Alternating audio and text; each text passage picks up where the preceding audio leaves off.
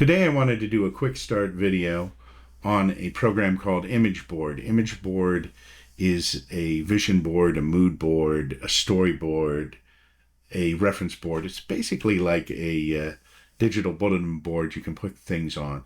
A reference board is something artists use and other people use them as well. If they have a number of images and notes that they want to reference, they can pop them up on it. And so ImageBoard is kind of like a digital bulletin board. You can use it for whatever you want. And the other thing is once you create a board with ImageBoard, you can save it to a PNG or a PDF, so you can share it or share your thing, use it as a handout, put it in presentations and so on.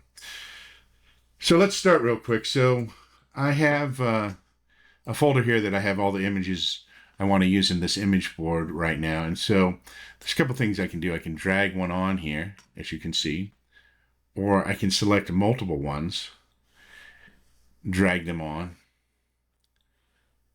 like this. The other way that I can access this is I can go up here to add image, and it will bring up a file box, and I can go to wherever I want on the computer looking for a file. All right, so we can move these around in any order that we want, which is a nice thing. I'm going to just line them up here like this for now. We could overlap them. And if we wanted this image in front, we can right-click on here and we can bring it to the front, or we can send it to the back, or bring it forward and send it backward. Bring it forward and send it backward sends it up like one layer. Bring it to the front or bring it to the back, sends it all the way to the back or all the way to the front. We can also rotate the image and reset the rotation, and duplicate the image. So you can click on anything within the image board and it will give you the options that you have to do with it. The other thing that we can do is we can click on the image board and we can label things.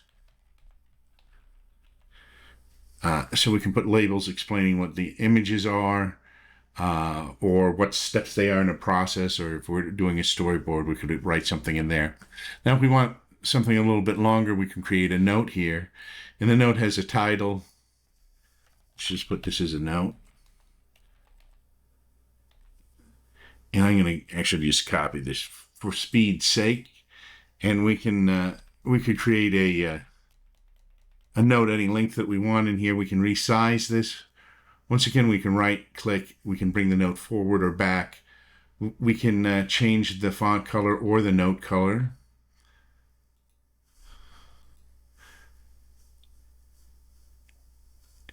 And since we created the note last, it's on the top layer. So if we wanted it behind something, once again, we could go send it back and it would be behind, but generally you'd want to bring it to the front so that you can see the note. And once again, we can overlap these any way that we want, and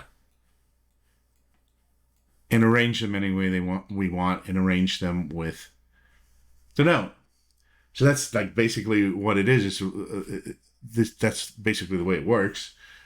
So we can also go here and we can actually change the background color if we want the background color changed.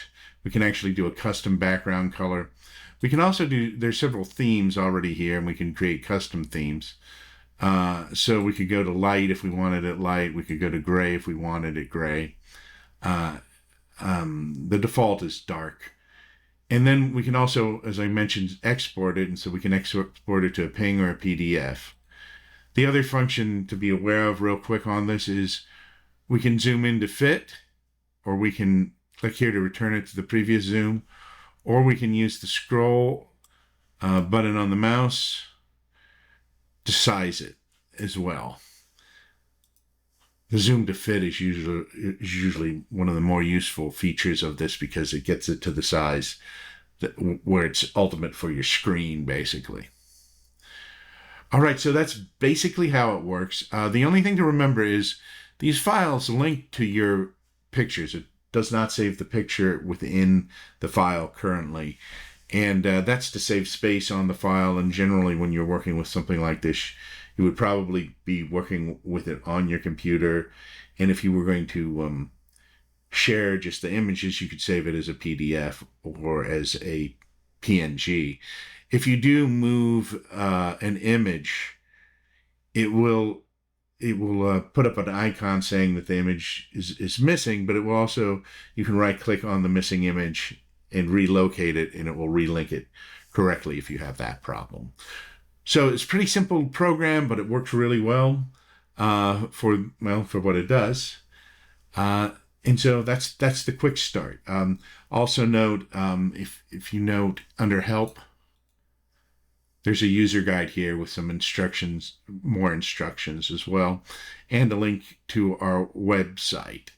And it should take you to the page about ImageBoard, and as new features are added or as the Pro version is being developed, we'll put that on that page as well, and we'll put other tutorials on that page as well eventually.